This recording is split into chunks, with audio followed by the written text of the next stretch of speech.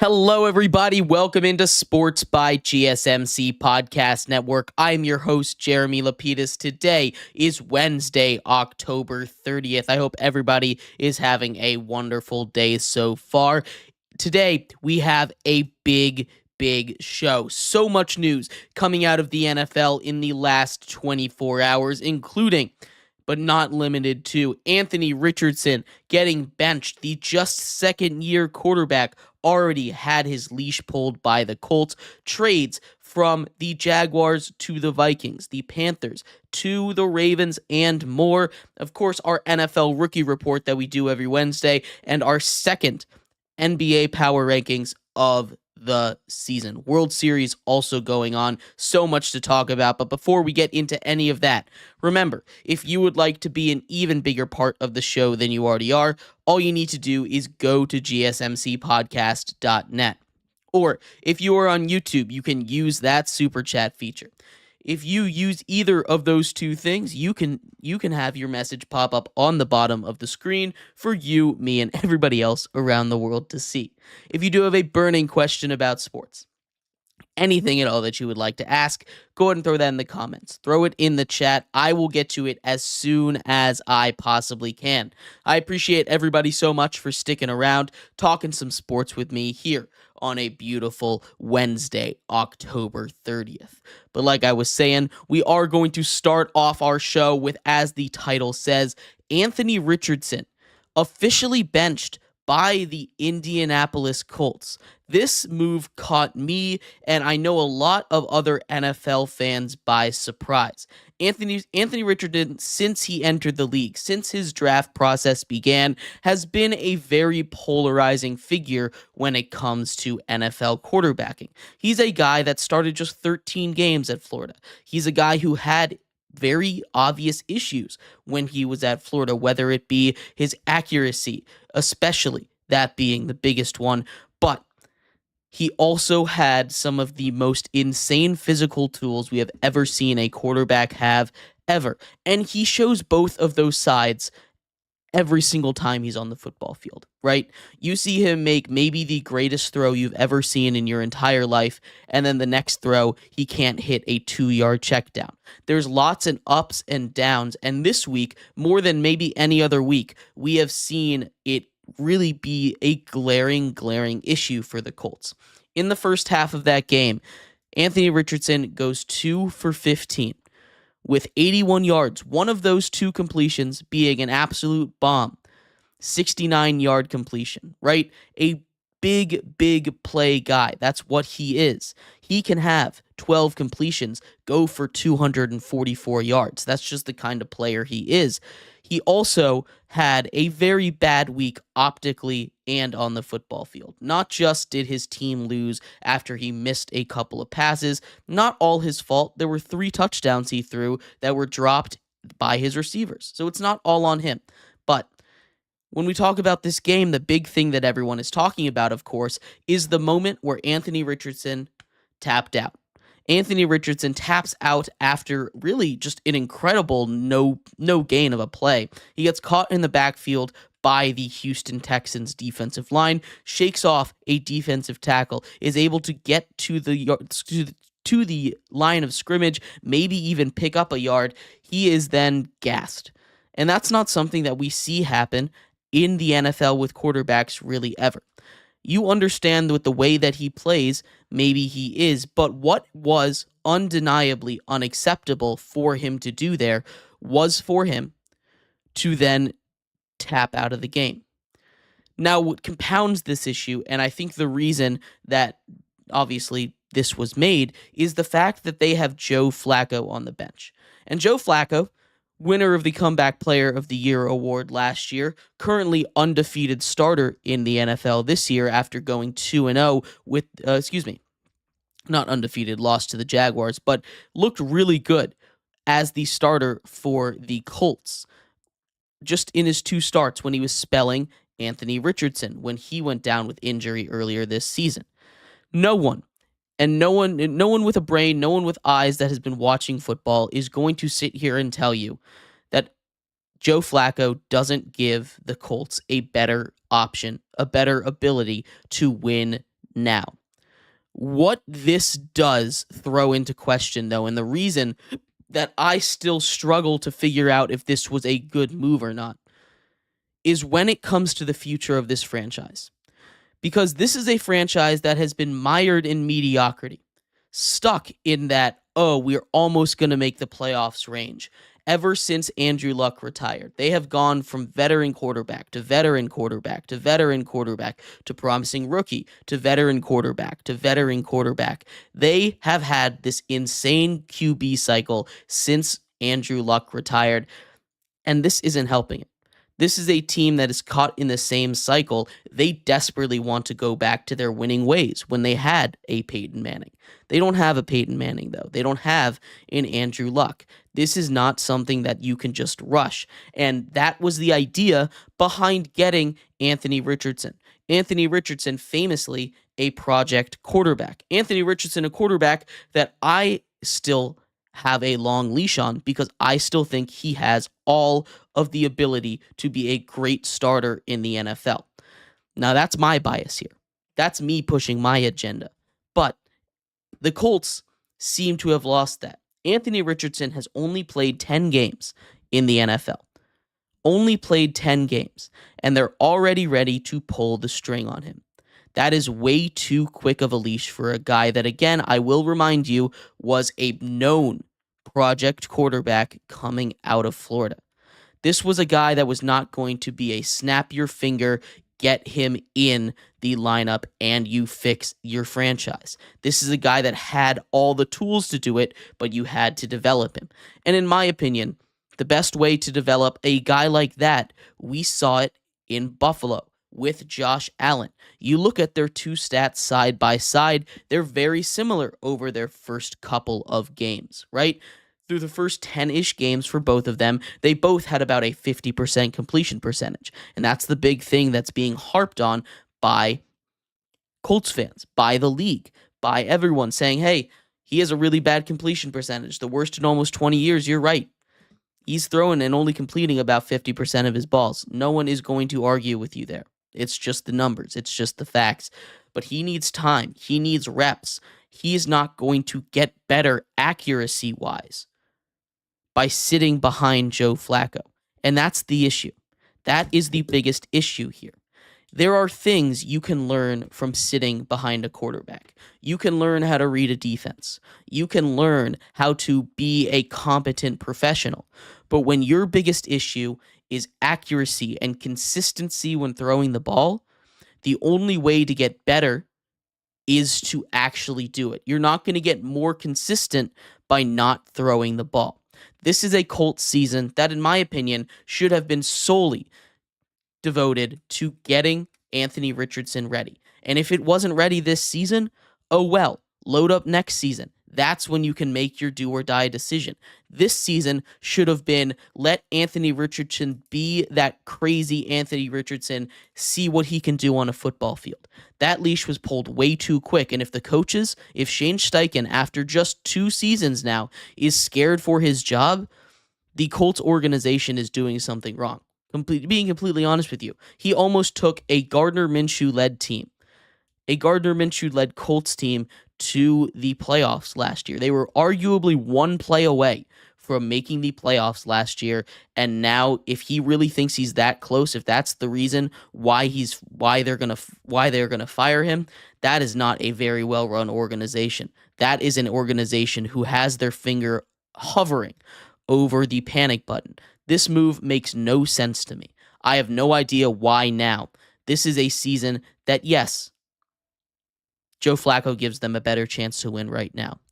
But the Colts brass should have come in with the mentality that, hey, this season is the Anthony Richardson season. We're either going to go 17-0 and Anthony Richardson is going to win the MVP, or we're going to draft in the top 10, top 15. This is still a solid team. They need to be okay with that. Anthony Richardson is not going to get better from the bench, and it doesn't sound like this is a long-term decision. I hate this move by the Colts. It makes no sense to me. I absolutely despise it. But let me know what you think. I'd love to hear your thoughts on this. What do you think the Colts should have done? Would you have kept the leash going for Anthony Richardson? Let me know in the comments.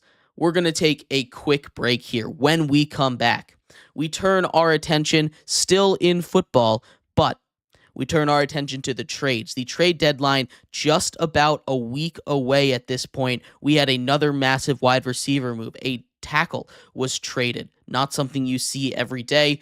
We'll talk about that and more coming up next here on Sports by GSMC Podcast Network.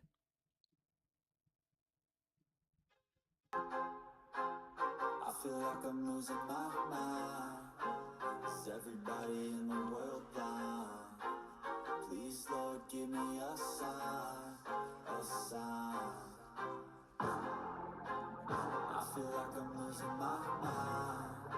Is everybody in the world blind? Please, Lord, give me a sign, a sign. I wanna be the greatest. Everybody on the fake shit. I look around and feel like everybody is the fakest. I make this every day and I'm impatient, hoping one day I blow up from the basement. Statement, the top is so vacant. I don't hear shit that I think is amazing. Waiting for my day when I'm playing sold out shows for 1,000 faces. Hey, give me that crown. Get in my way and to be put down. It ain't replace all this my town. If I want that shit, then I'll get it right now. I'm losing it, the noose it fits. I'm losing shit, a stupid myth. You choose to live or choose to dip. You choose to fight or lose your grip and lose a gift. I feel like I'm losing my mind. Is everybody in the world blind? Please, Lord, give me a sign, a sign. I feel like I'm losing my mind. Is everybody in the world blind?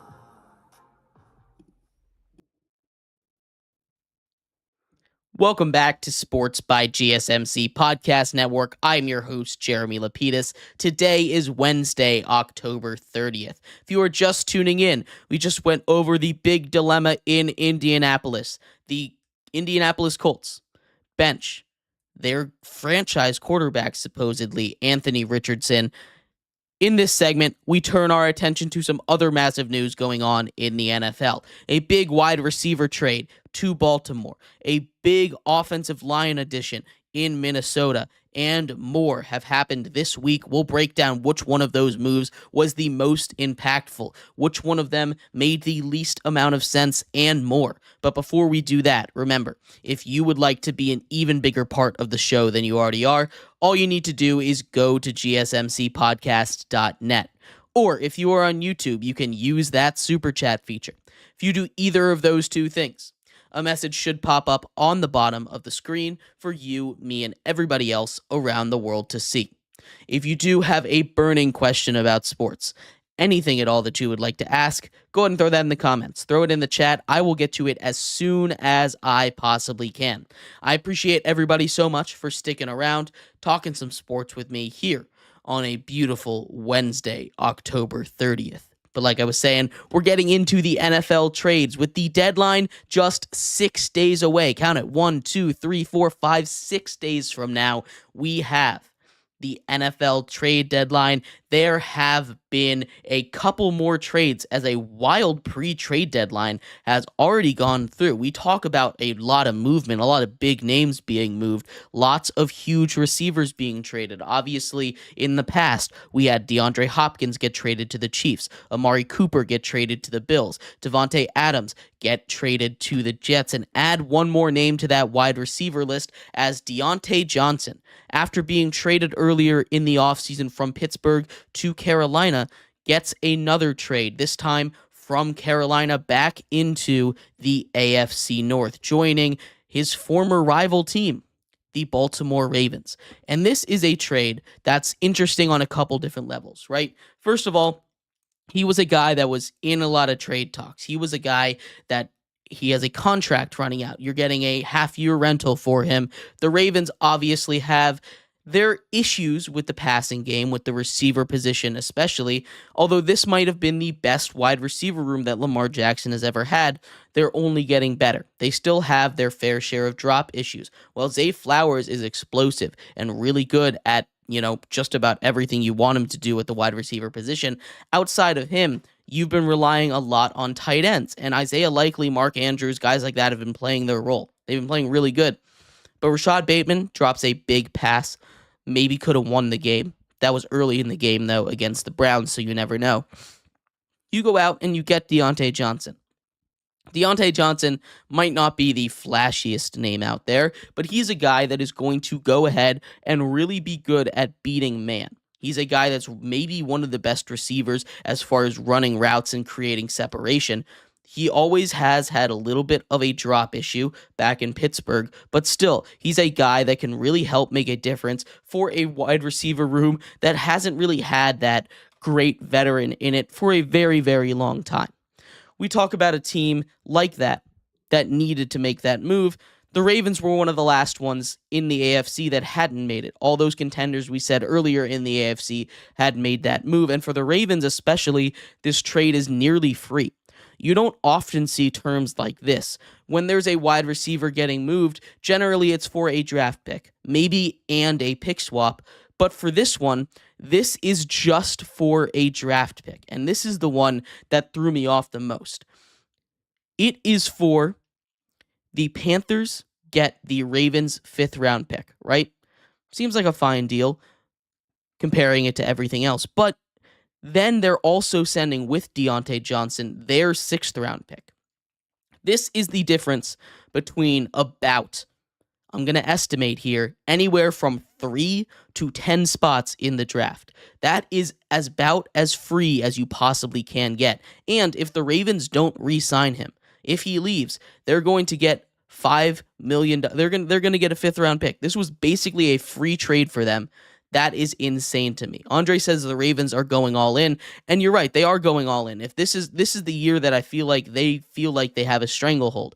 Outside of after losing the first 2 weeks, they've kind of gone on a tear. This feels like the best Ravens team.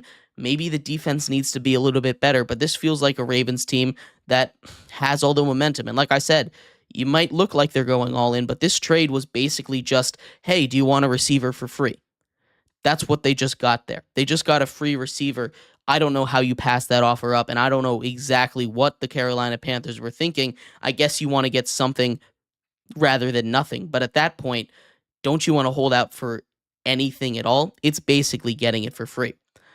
Regardless of that, this move, I think, does help the Ravens, definitely. We talk about it already a little bit. This is a move that's really going to increase the passing game, gets a little bit of pressure off of those tight ends, those receivers that have been getting some double teams. You get another weapon out there. That is what is really going to help this passing game. You still have Lamar Jackson and Derrick Henry, which is going to make it just not a fun time for defenses that they're going against. In other trade news, though, one that's a little bit less flashy but might even be more important, more impactful in an NFC that's very jumbled at the top. The Minnesota Vikings, after losing Christian Darrisaw, we saw how much of a different team they were on Thursday when they lost Christian Darrisaw to before and after they lost him, right? They go out and they get Cam Robinson, one of the premier tackles in the league. They get him from Jacksonville. They don't have to pay too much. It's a lot of money. But they go and they get him out of Jacksonville. He's a guy who's kind of been rotting away down there. He's a very good tackle, and it fills a need. It's not often you see a tackle get traded at the deadline. This is one of these moves that we were questioning if it would happen. There's a lot of teams that needed some offensive line help. We see the Vikings are letting this thing go. You talk about the Ravens going all in. I think the Vikings are a team that are going all in more. And it's a crazy thing to think because the Vikings had a very tumultuous offseason. They seemed like they were going to be just fine, like taking a year off. J.J. McCarthy goes down. They deal with a slew of other injuries. Everybody leaves. Then they turn around, they get off to this awesome start, are the second to last undefeated team, have lost 2 straight games. Obviously, losing Christian Darrisaw is a huge, huge loss. Andre says, what a steal for Minnesota. Asks what Jacksonville is doing. Jacksonville is selling, right? Jacksonville is tanking, really, basically. There's a lot of teams at the bottom, though. This is going to be a very interesting year because there has never been a more stark dividing line between the haves and the have-nots in the NFL. And I'm very, very excited to see where this goes, see who actually is going to make moves, who is ready to give in. There's a couple teams that I think should. There's a couple teams that I think also should but won't. The Saints are one that I think definitely should, just sell the team. They're a team that's going through a cap struggle. They've been going through it for forever at this point. Ever since Drew Brees retired, and it's not getting any easier. They just keep kicking the can down the road, and eventually their time's going to come up, and they're just going to be rock bottom in the league. We're starting to see that happen.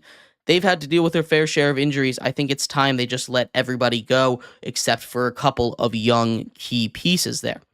That's just my thoughts, though. Giants, maybe they trade a couple guys. Maybe. I would really hate if they did, but I'm sure they could get a really big price for a guy like a Dexter Lawrence, although I don't think there's a way that they end up trading him. There's a couple of moves out there for these guys to make. There are a lot. Like I said, you look at the bottom 10 in the league, all of them have 2 wins or less. And that is something that you never see this late into the season. That many bad teams in the league. That just means there's no real middle class in the league, which means everyone's either going to be all in or all out, which is setting up for what we see, a wild trade deadline upcoming. And they got it. I think they can continue to be that offensive line help. We will see, though. A long season ahead. We're only halfway done, and the trade deadline still just under a week away. So we will see what happens. Let me know what you thought. Who made the best trade of the trade deadline so far? I'd love to hear your thoughts. We're going to take a quick break here. When we come back, we turn our attention over to the NBA power rankings after the first week of action. Andre says the Saints should just trade Olave. That's an interesting one. You look at a lot of teams that would love to get Olave. I think he's going to be one of the cornerstones of their rebuild. He's still young, which is why I don't think they trade him. But anybody that's on their second contract or later, I think should be ready to pack their bags for the Saints. We're going to take a quick break, get into the NBA power rankings when we come back. So stick around for that. We'll be right back here on Sports.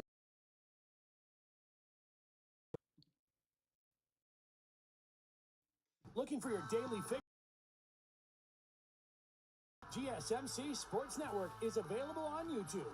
Just search GSMC Sports Network. Get your fix of daily sports talk shows on YouTube. Absolutely free. NFL, college football, NBA, MLB, MMA, UFC, fantasy football, and so much more.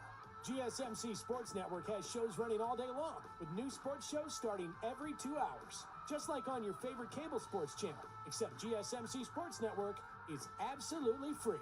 Just search GSMC Sports Network on YouTube to catch one of your new favorite shows, like the GSMC College Football Podcast, Chip Shot Football Podcast, Hoops and Heels Women's Sports Podcast, GSMC Basketball Podcast, and so many more. Check it out for yourself. GSMC Sports Network, now available on YouTube absolutely free. Search GSMC Sports Network on YouTube right now.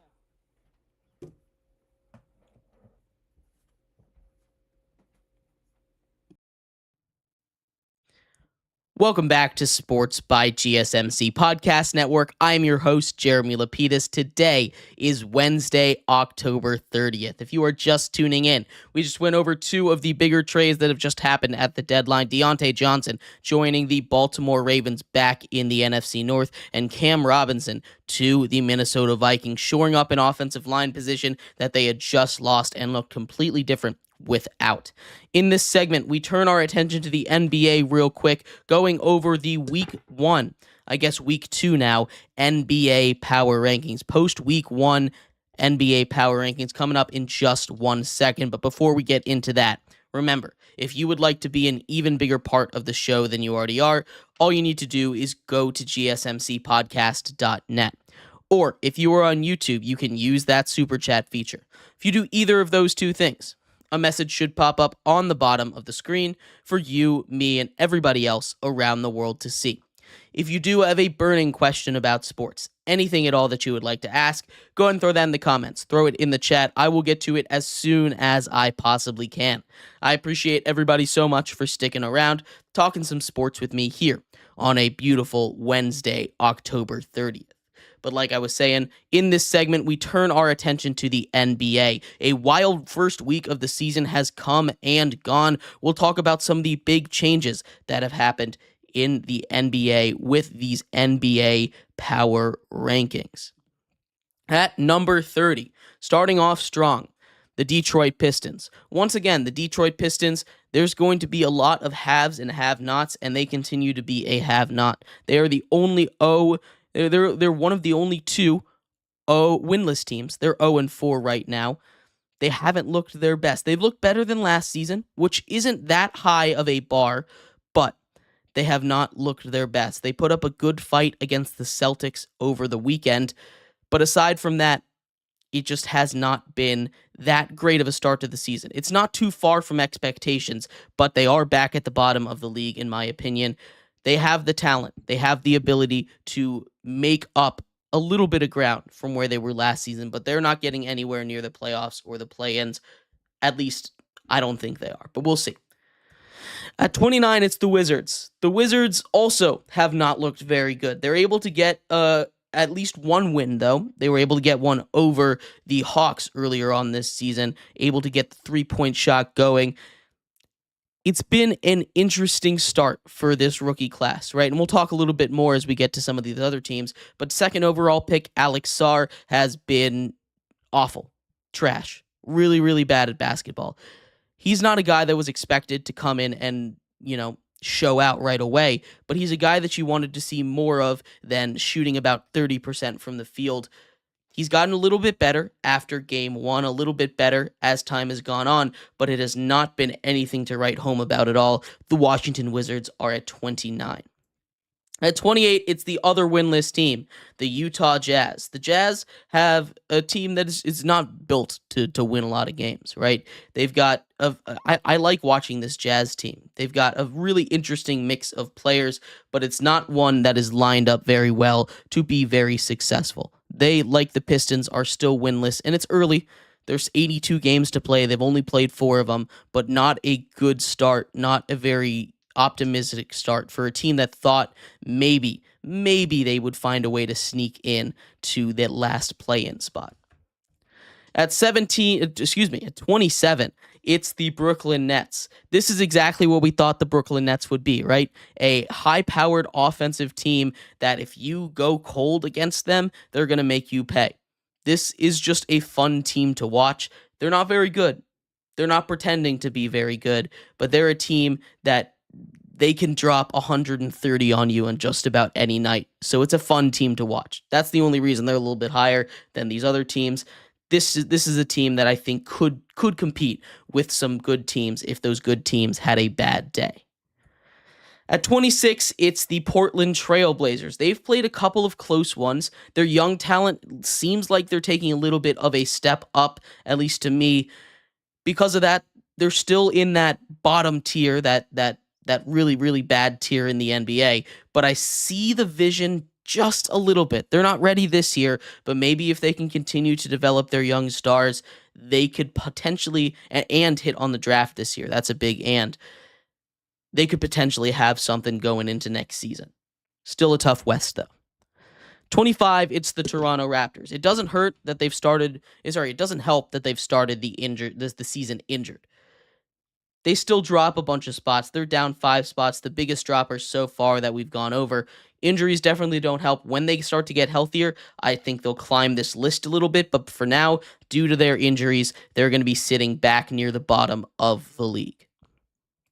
At 24, the Chicago Bulls. They just have not looked exciting, really, in the slightest. You have, at least for now, a healthy Zach LaVine. Kobe White has been playing really good basketball, but still, this is a team that they just don't have the juice this year. They didn't make the right moves in the offseason. They're going to try with futility to try and be something, but hopefully they sell at the deadline this year. I hope they've learned their lesson. At 23, it's the Charlotte Hornets. You talk about an exciting team, an exciting duo over there.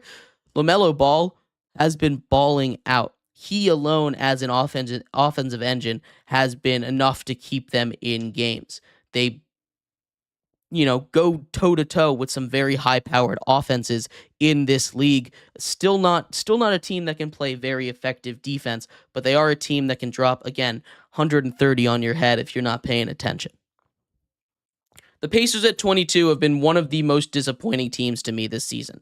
We saw them make a deep run in the Eastern Conference last year, but Tyrese Halliburton just has not been it this year. He has really struggled from the field, really struggled from three, and you can see the difference on this Pacers team when Halliburton is on and Halliburton is off. Right now, he's off. I'm sure they'll find a way to fix this as the season continues. This Pacers team is too deep, too talented, but you see the issue with a team that does not have those guys on defense when the offense isn't clicking through your main offensive engine.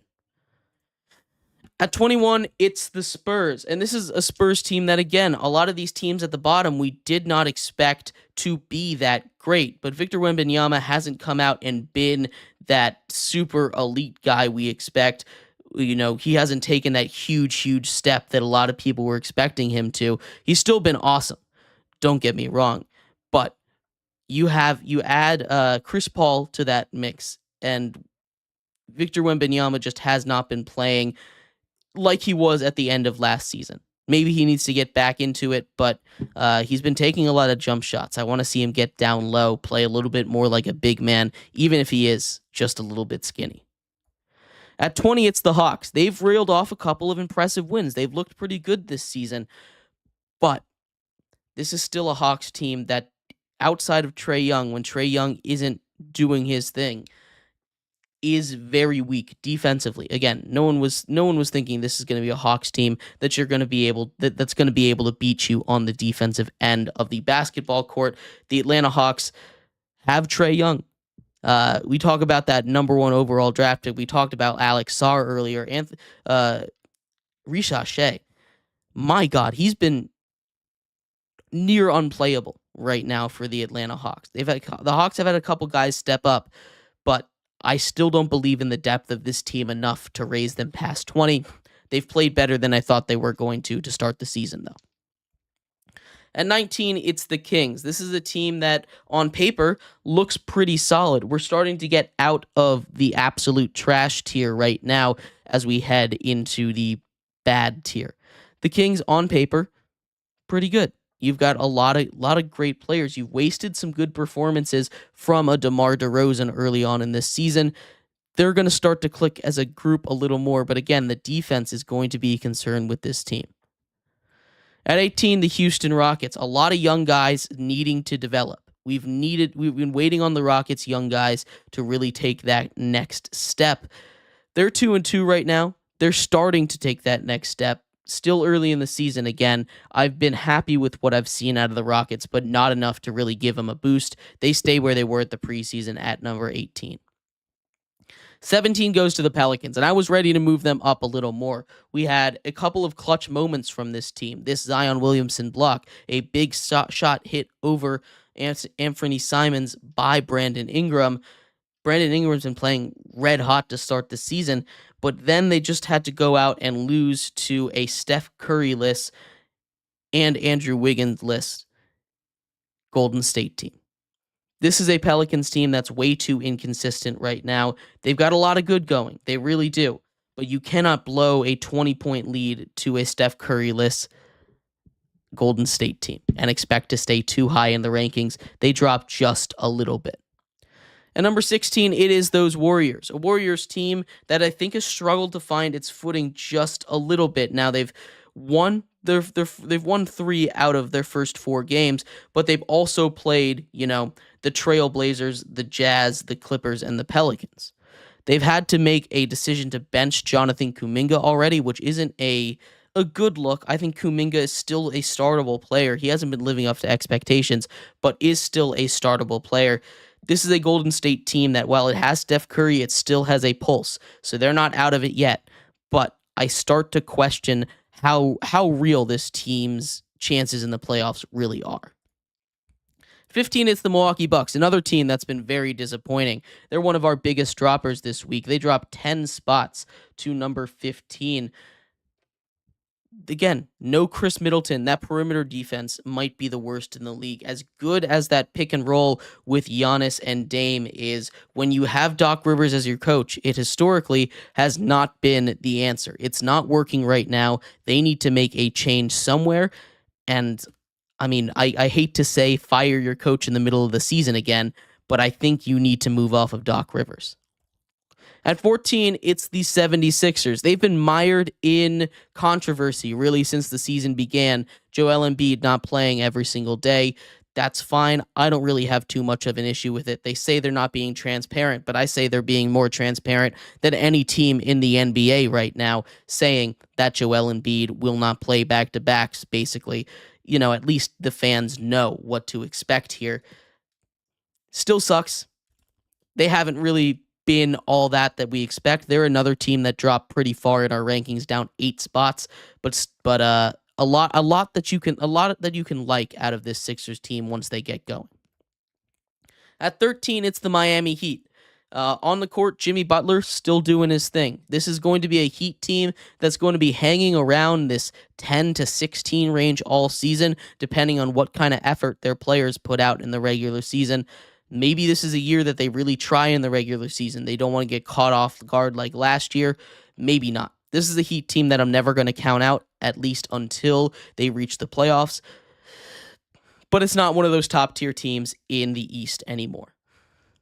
At 12, it's the Denver Nuggets, and this team really is just at number 12 because of Nikola Jokic. Jokic is the best player in the world, and you can see that very clearly whenever the Denver Nuggets play. With him on the court, the Denver Nuggets are a top 5 team. Without him on the court, the Denver Nuggets are a bottom 5 team. So it kind of averages out here. He is the team. It is not good for the Nuggets how they have nothing, no juice when he is not on the court. And it's been an issue for a very long time in Denver. They won a championship with it being an issue, but it's never been more glaring than it is right now. They need to figure it out, and they need to figure it out fast if they want to be treated as contenders in the West. At 11, it's the Knicks. It took them a little bit to get going. Obviously, they got absolutely thwomped on game 1 by the Celtics. That's going to happen when the opponent shoots 60% from 3. But they're starting to find their footing a little bit. They've looked a little bit better as the season's gone on. This is a Knicks team I'm not worried about. I think they just need to figure out how to mesh with each other with the last-second trade of Cat coming in and losing Dionte DiVincenzo and Julius Randle. At 10, it's the Clippers. I've been very, very impressed by this Clippers team. Zubac, especially, what he's been able to do down low. James Harden looks like he's coming back to peak James Harden, at least in the beginning of the season. I'm not sure how sustainable this is, but that new arena is awesome, and the Clippers look like they're playing really good basketball right now. At 9, it's the Memphis Grizzlies. I'm still very high on this team. They haven't been who's who of all that, but there's a lot of good that's come out of this Memphis Grizzlies team so far. You've seen a lot. You've seen the return of course, Ja Morant, that being a big one. They've played some tight matchups. They just lost a close one to the Bulls. I'm not panicking with this team. I think this team is really explosive and can play with just about anybody. The Grizzlies are at number 9. At number 8, the Minnesota Timberwolves, another team that's kind of been up and down, goes as their stars go. Anthony Richardson, wrong sport. Anthony Edwards here has been playing really good basketball for at least half of the season. He's kind of a little bit inconsistent. That's kind of what you get out of him, though. The trade for Julius Randle, it's kind of 50-50. Hasn't really been working out yet. Dionte DiVincenzo's been playing really good ball on the offensive end. This is a talented Minnesota Timberwolves team, and I'm not worried about them until we get to the playoffs. At 7, it's the Mavs. The Mavs, they just play good basketball, right? I hate to keep saying that, but Luka Doncic continues to be one of the, if not the best player in the NBA. Kyrie Irving still has some magic left in him. Klay Thompson puts up some stinkers, but when he's on, he's going to set a record for a debut as far as threes made and points on the team. he can still stroke it with the best of them, right? This is a Mavericks team that's either going to be one of the best in the league every night, or they're going to be kind of mediocre, and you just got to flip a coin on which team you're going to get.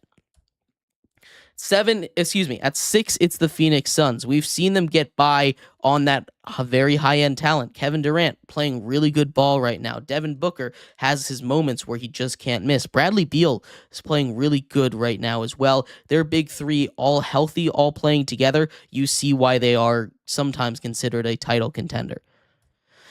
At 5, it's the Lakers. Adding in J.J. Redick as the head coach has made just a 180 of a difference. You see everybody talking about it. LeBron James has struggled a little bit offensively, but Anthony Davis is playing like an MVP caliber player right now.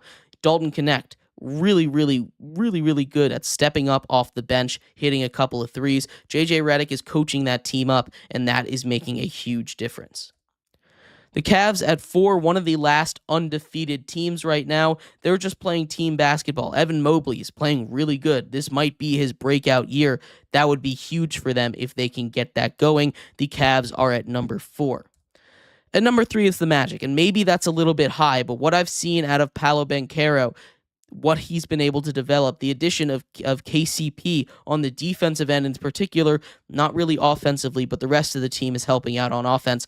This is a much improved Magic team, and I'm a big fan of what they can do this season.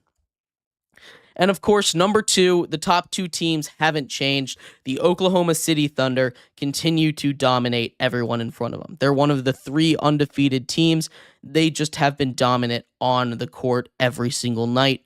And so have the number 1 team, the Boston Celtics. They have been the most dominant team every single night. It doesn't matter where it's coming from, whether it's Peyton Pritchard dropping 28 points on someone's head, whether it's Jason Tatum going off at Madison Square Garden. This is a team that seemingly has no weaknesses, and the NBA has no answers for them. They are the number 1 team, and they will continue to be, as they are the best team in basketball. But let me know what you think. I'd love to hear your thoughts on this list. We're going to take a quick break. When we come back, we turn our attention back to the NFL. The NFL Rookie Report for Week 8 has come out. We'll talk about all of the offensive rookie performances, rank the top 5, and give you some honorable mentions. So make sure you stick around for that. We'll be right back here on Sports by GSMC Podcast Network.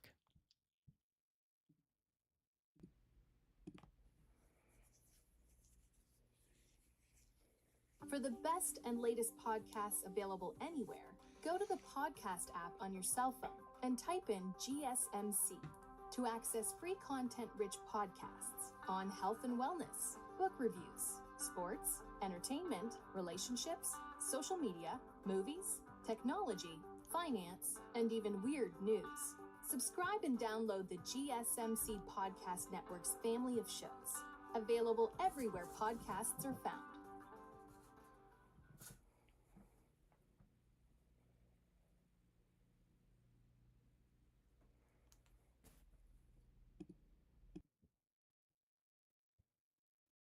Welcome back to Sports by GSMC Podcast Network. I'm your host, Jeremy Lapidus. Today is Wednesday, October 30th. If you were just tuning in, we just went over the NBA Power Rankings after Week 1. Not too much of a sample size to go off, but some surprise teams, some teams starting off slow. In this segment, we turn our attention back to the NFL, the Week 8 NFL Rookie Report, hot off the press, ready for you. We give you our top 5 rookies and, of course, the honorable mentions. But before we do that, remember, if you would like to be an even bigger part of the show than you already are, all you need to do is go to gsmcpodcast.net. Or if you are on YouTube, you can use that super chat feature. If you do either of those 2 things, a message should pop up on the bottom of the screen for you, me, and everybody else around the world to see. If you do have a burning question about sports, anything at all that you would like to ask, go and throw that in the comments. Throw it in the chat. I will get to it as soon as I possibly can. I appreciate everybody so much for sticking around, talking some sports with me here on a beautiful Wednesday, October 30th.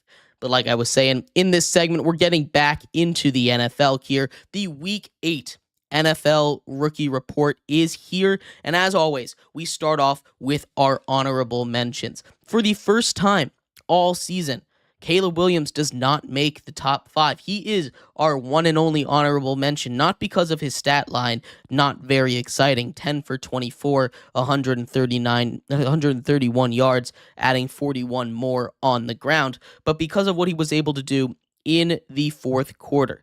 He had an abysmal first couple of quarters in this game. Absolutely nothing going on offense. Absolutely nothing going through the air. He turned it on in the fourth quarter, led a potential game-winning touchdown drive that was squandered at the goal line, fumbled by an offensive lineman. Then another potential game-winning drive that was squandered by the defense on a really all-time play. Hail Mary over there in Washington. That was a really good performance in the fourth quarter. The rest of the game was not very good, though. The rest of the rookies did not have a great week. It was a struggle to even find 5. I'm not going to lie to you. Number 5 is Malik Neighbors, though. 7 for 71, a lot of that coming in desperation garbage time there. He hasn't really had a huge week since coming back from his concussion, but this was a start against a Steelers defense that's really been solid all season long. You get a Giants offense that's been very not explosive. He's still able to get over the 70-yard mark. He's been really good in every situation, an excellent route runner, great at getting those extra yards when you need him to. Still was not a great Giants team, though. At number 4, this is when we really get to start here. Keon Coleman had his second straight really good game in a row. Didn't lead the team in receiving, caught another touchdown, though. 5 for 70 and that touchdown that was mentioned earlier. Keon Coleman is coming into his own here. He's getting better and better every single time he's on the football field. Josh Allen getting more and more comfortable with him every time they play together. That is what you're looking at. This is a guy that is not very good at making separation. He doesn't have the biggest route tree, but the Bills are using him correctly. And that is what we're waiting for. The Bills are using him in those jump ball situations. He reminds me of the way that George Pickens of the things that George Pickens is really good at. They need to use him in the same way. He's going to win a lot of those contested 50-50 balls. That's a really good receiver for Josh Allen to have when he's in trouble. Just throw it up to Keon Coleman. He's big, strong, physical, should be able to wrestle it away from a lot of other corners. He had another great game on Sunday. Our number 3 rookie, another Giant, Tyrone Tracy. How about a 5th-round rookie, converted wide receiver, going 20 carries, 145 yards, and a touchdown, adding 5 more yards through the air. He has been awesome since taking over for Devin Singletary. Every single game that he has been the main lead back, the Giants and Tyrone Tracy have had a great game on the ground. He's been over 100 yards every single time he's been the main ball carrier. Sucks that he got a concussion at the end, but the explosivity he brings to this Giants team is awesome. And for that, he gets the number 3 rookie of the week. Getting into the top 2 here. At number 2, and this might start a riot a little bit, but number 2 is Jaden Daniels. Jaden Daniels did have the best play by a rookie. Point blank period. The best play. He did not have the best week as a rookie. That entire game, he started off slow. He had that rib injury. I understand. They were able to move the ball up and down the field 20-20, but once they got into the red zone, they couldn't get anything done. Finishes with over 300 yards passing, 1 touchdown through the air, adds another 52 rushing yards on the ground. He was very, very effective, and of course, that touchdown that he threw, of course, being the Hail Mary to Noah Brown at the end, but he needs to be able to punch it in the red zone. I know it's not all on him, but this is a Commanders team that has had an issue in the red zone, not just this game, but in games in the past. There was a game against the Giants in week 2 where they did not get a single touchdown after moving the ball very similarly to this Bears game. Jaden Daniels very much played a great game in a condition that you don't expect him to do everything that he did in that game to do, but I want to see more out of him. I want to see what our number 1 rookie did this week, that being Bo Nix. I have been very vocal about not liking Bo Nix, and that's not going to change. I'm not a big Bo Nix fan. But Bo Nix, what he did this Sunday really did impress me. We talked a little bit about it yesterday when we were going over the power rankings, but Bo Nix every single week is getting more comfortable making deeper throws, hitting throws over the middle. That's what I've been waiting to see out of him. Can he extend plays? Yes. Can he keep the plays alive behind the backfield, behind the line of scrimmage in the backfield, and find those receivers down the field? He's showing that more and more. And yes, I know it was against the Panthers, but really good efficiency, almost 300 yards and 3 touchdowns, adding another touchdown on the ground. He had a really good game, and he wins my Rookie of the Week. Bo Nix played great football this week. Now, as we turn our attention to the overall Rookie of the Year race, it hasn't really changed. There was a chance for Caleb Williams to snatch the crown away from Jaden Daniels. He whiffed on that opportunity. Jaden Daniels comes out with a huge win. Absolutely jumps much further ahead in the race. Not as far as he's ever been. This race is not over, but he has absolutely cemented himself at the top of that list. Jaden Daniels at the top of the Rookie of the Year list. Not over yet, though.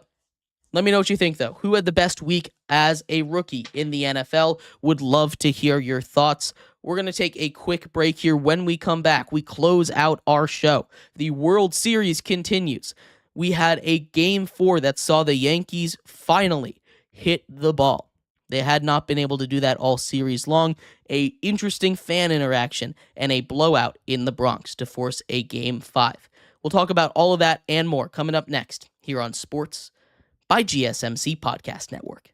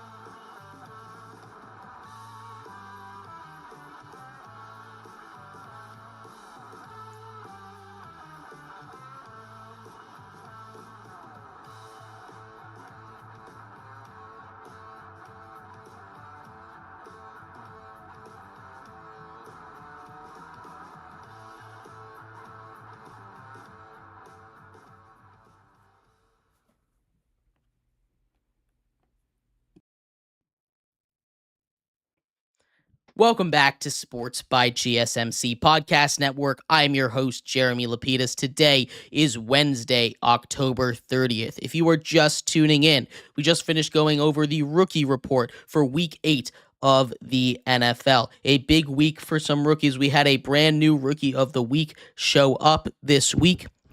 Fun week in football. In this segment, we finish off our show, getting into the World Series. The World Series was on sweep alert. It was extended with a big game out of the Yankees, extending it to Game 5 here. We'll see if they continue that magic coming up tonight. But before we get into that, remember, if you would like to be an even bigger part of the show than you already are, all you need to do is go to gsmcpodcast.net. Or if you are on YouTube, you can use that super chat feature. If you do either of those two things, a message should pop up on the bottom of the screen for you, me, and everybody else around the world to see. If you do have a burning question about sports, anything at all that you would like to ask, go ahead and throw that in the comments. Throw it in the chat. I will get to it as soon as I possibly can. I appreciate everybody so much for sticking around, talking some sports with me here on a beautiful Wednesday, October 30th. But like I was saying, we are going to get into the MLB here. Another game of baseball coming down the pipeline tonight. This time we get a rematch from Game 1. Garrett Cole taking on Jack Flaherty. We saw what happened in Game 1. Obviously, Freddie Freeman hit that walk-off grand slam. A great game by both of these pitchers. We'll get into that. We'll get into this matchup here. But talking about Game 4, This was a game that the Yankees needed to keep their season alive, obviously, and it started off not so good. For the second game in a row, Freddie Freeman, first inning, hits a 2-run home run to start off the festivities. Freddie Freeman has now hit a home run in six straight World Series games, breaking a record. He also has a record for now the most RBIs in a single World Series by a Dodger in history. He is playing out of his mind right now the way that he goes. There's no reason to think he's going to stop. Now, of course, the more we talk about it, the more it seems like it's not going to happen. But right now, he's on an absolute tear. Now, more drama happened early on in this game. The Yankees obviously had been struggling. In the first inning, a pop-up down the right field line goes into the stands where Mookie Betts makes a great catch leaping on the wall. A fan steals the ball out of his glove. One of the wildest things I have ever seen a fan do in person on television. Just tears open his glove, takes the ball right out. Obviously, they get banned from the stadium. New York treating them like heroes, of course. You gotta D up when we're over there, right? A really great quote from that fan. They're banned for Game 5. We'll see if more antics ensue. But after that, the Yankees decide to remember how to hit the ball. Now, this was a bullpen game for the Dodgers. We talked about that yesterday when we were previewing it. This was a bullpen game for the Dodgers. They didn't throw their best arms, but they got out there, and the Yankees went off. Volpe, a young shortstop for the Yankees, hits a grand slam. Not only that, but he is the one that really gets them going. He had a huge game. In a game where Aaron Judge finally got going just a little bit, didn't have a great game, but got going near the end, a game that really got, swung wide open by this offense. Austin Wells hits a home run as well. This was just a game where everyone showed up for the Yankees. Elimination, they were ready for it, but it was also a game where it felt like the Dodgers weren't pitching their A game. Now you get a matchup in Game 5. This is a situation that has the potential for a first time in history. We talked about it a little bit. Of all the series in the World Series that have gone to 3-0, not a single one has ever made it to Game 6. The Yankees have the ability to push this and make history here if they can send the series back to LA. This is not going to be easy, though. It's Garrett Cole versus Jack Flaherty, a rematch of Game 1. The Dodgers are going all out. They want to end it here. They want to win as soon as possible, and I completely get it. You don't want to tempt fate anymore. This is a game. This is now the 6th time in Garrett Cole's career that he's been on a do or die kind of situation. He's 2-3 in these situations in his career, looking to try to get to 500. Again, this is a game. We'll talk about these keys again. Freddie Freeman continues to hit the cover off the baseball like nobody in history has. A record for consecutive home runs in a World Series game at 6, dating back to his time on the Braves, when he homered in the final 2 games of that World Series. This is something that they're going to need to try and stop. Don't let him hit a home run. Sounds easy, right? You also need to slow down the rest of that offense, an offense that did not have its best game yesterday. It had some moments, but it was unable to convert in key runners in scoring position opportunities. That's something that they've been really good at all postseason long, taking advantage of runners in scoring position. They were unable to do that in this game. Yankees, on the other hand, were much better at it. And of course, that's going to be a key hit in clutch moments. But also, we talk about it every time. Aaron Judge and Juan Soto kind of got a little bit of their swing back in this game. It's going to be crucial that they continue getting their swing back. Jack Flaherty's not going to be easy guy to swing on. Neither is Garrett Cole. I expect this one to be a low-scoring affair. I expect this one to be back and forth. Yankees playing with their backs to the wall. That's when they're the most dangerous. They're going all out. I'm just worried about how much gas they have left in the tank. I'm going to pick the Yankees in this one. I think Garrett Cole is able to extend it. I don't think Jack Flaherty is going to be able to do it twice in a row against this really good Yankees lineup. We will see, though. I'm very excited for this. See if this series can continue. It's been an awesome World Series so far. Make sure you tune into it tonight. But thank you, everybody, so much for tuning into today's episode of Sports by GSMC Podcast Network. I have been your host, Jeremy Lapidus. We will be back tomorrow talking about all of the biggest news from around the world of sports. So make sure you tune back in then. I will see you same time, same place. You all have a good one. Bye-bye.